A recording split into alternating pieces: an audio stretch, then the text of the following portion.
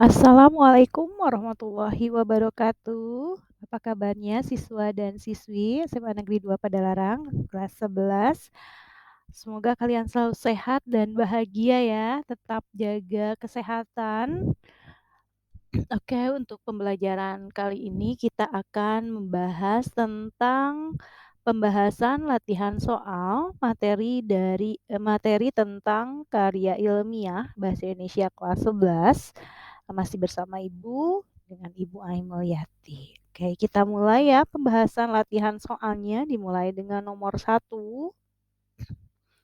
Nah, berikut komponen tidak yang termasuk ke dalam bab pelengkap pendahuluan karya ilmiah adalah A. Kulit luar, B. Daftar isi, C. Kata pengantar, D. Abstrak, E. Hipotesis.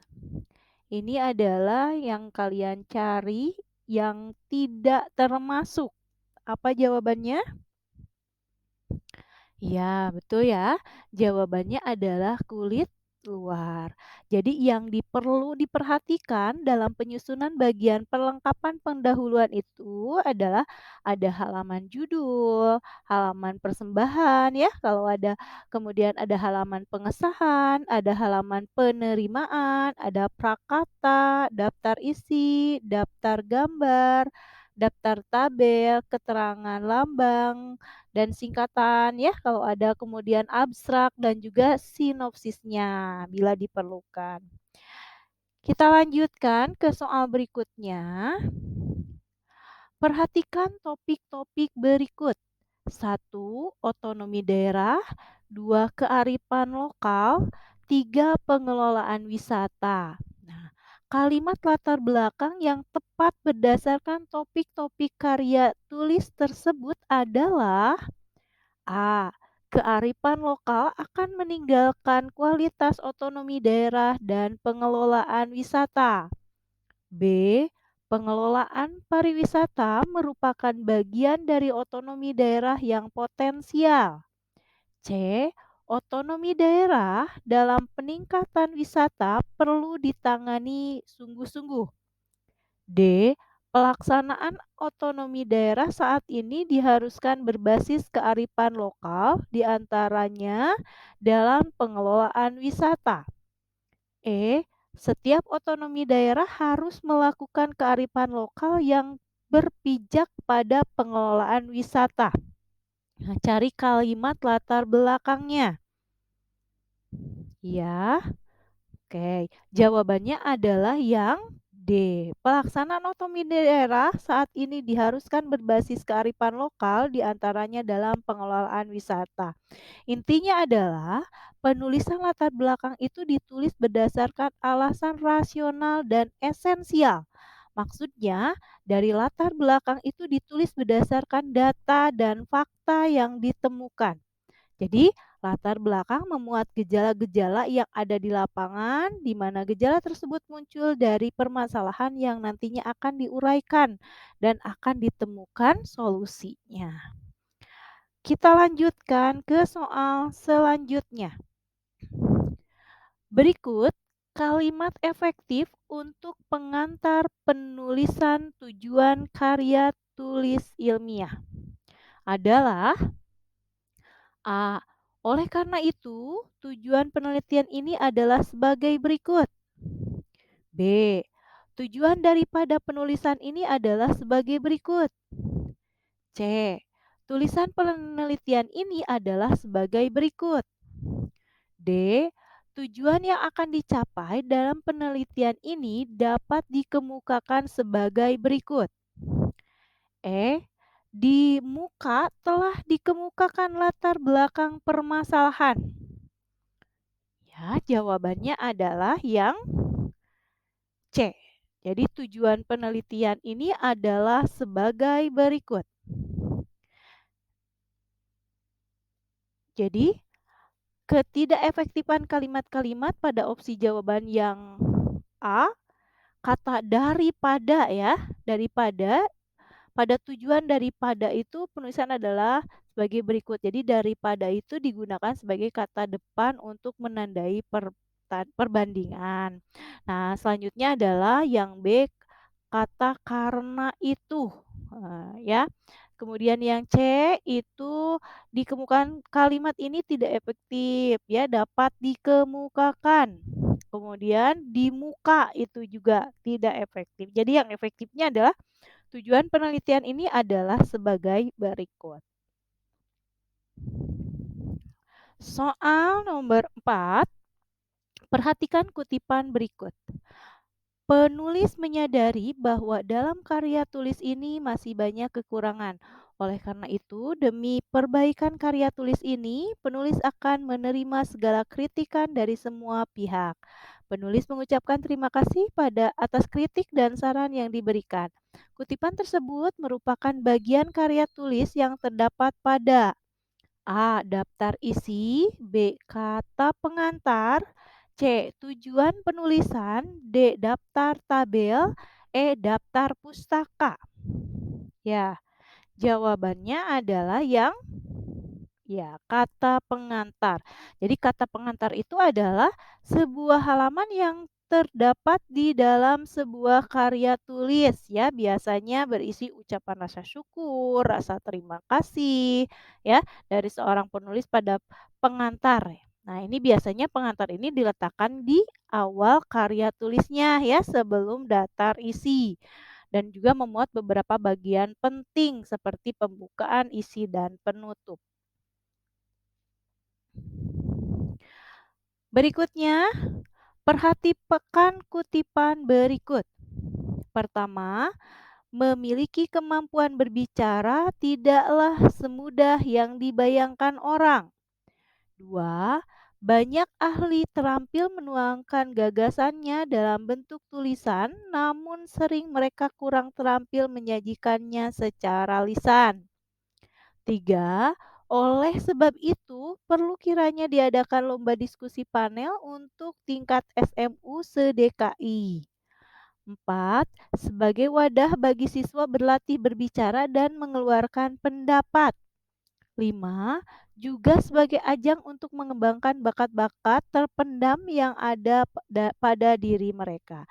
Nah, pernyataan argumentatif dalam paragraf di atas terdapat dalam kalimat. Kalimat mana nih yang termasuk ke dalam pernyataan argumentatif? Ya, jawabannya adalah yang nomor 2. Jadi pernyataan argumentatif itu adalah pernyataan yang ditujukan untuk memungkinkan agar orang lain ingin mengubah pandangan dan keyakinannya, kemudian mengikuti pandangan dan keyakinan yang membuat pernyataan. Oke, dilanjutkan kembali nomor 6. Kalimat untuk kata pengantar yang tepat dalam sebuah karya ilmiah adalah A. Segala puji dan syukur kepada Tuhan Yang Maha Esa yang telah melimpahkan rahmat-Nya. Berkat karunia-Nya, penulis dapat menyelesaikan karya tulis ilmiah ini. B. Dengan memanjatkan puji syukur kepada Tuhan Yang Maha Esa, maka selesailah karya tulis ilmiah ini. C. Dengan memanjatkan puji syukur kepada Tuhan Yang Maha Esa, tugas menulis karya ilmiah ini selesai. D. Penulis bersyukur kepada Tuhan Yang Maha Esa karena tugas penulisan karya ilmiah ini telah selesai. E. Penulis memanjatkan puji syukur kepada Tuhan Yang Maha Esa sehingga penulisan karya ilmiah ini selesai. Ya, jawabannya adalah yang segala puji dan syukur kepada Tuhan Yang Maha Esa yang telah melimpahkan rahmat-Nya, berkat karunia-Nya, penulis dapat menyelesaikan karya tulis ilmiah ini. Jadi, kata pengantar itu dalam karya ilmiah itu harus menyampaikan ucapan rasa syukur berserta terima kasih kepada pihak-pihak yang telah membantu penulis dalam menyelesaikan karyanya. Berikutnya, tema proposal peningkatan minat baca para pelajar. Nah, rumusan masalah yang tepat sesuai dengan tema tersebut adalah A. Untuk apa masalah minat baca para pelajar tersebut dibahas? B. Berapa banyak para pelajar yang memiliki masalah dalam membaca? C. Bagaimana upaya peningkatan minat baca di kalangan pelajar? D. Berapa orang yang diperlukan di dalam peningkatan minat baca pelajar? E. Apa yang dimaksud dengan minat membaca di kalangan pelajar? Ya, yang harus kalian perhatikan adalah tentang temanya apa nih? Peningkatan minat baca para pelajar. Berarti rumusan masalahnya yang mana?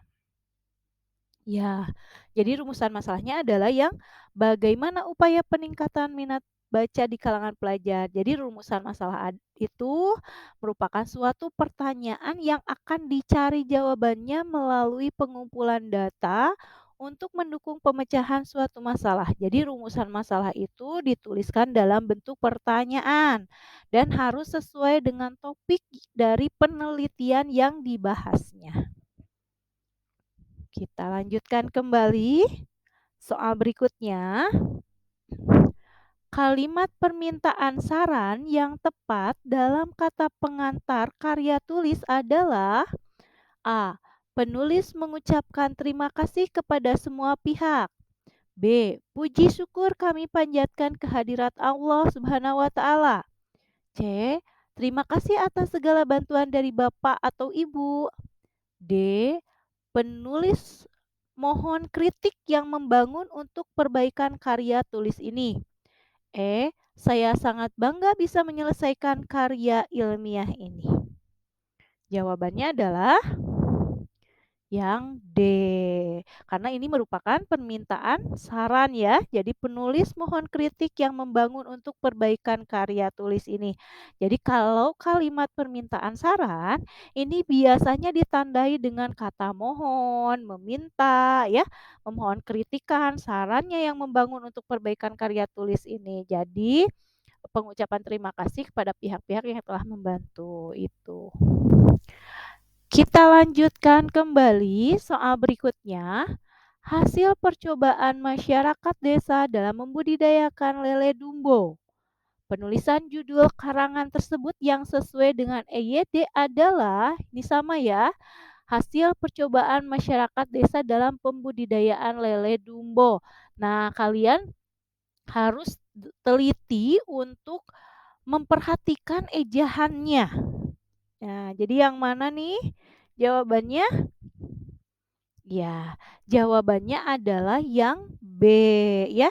Jadi penulisan judul buku atau karya ilmiah yang benar sesuai dengan ejaan atau puebi itu.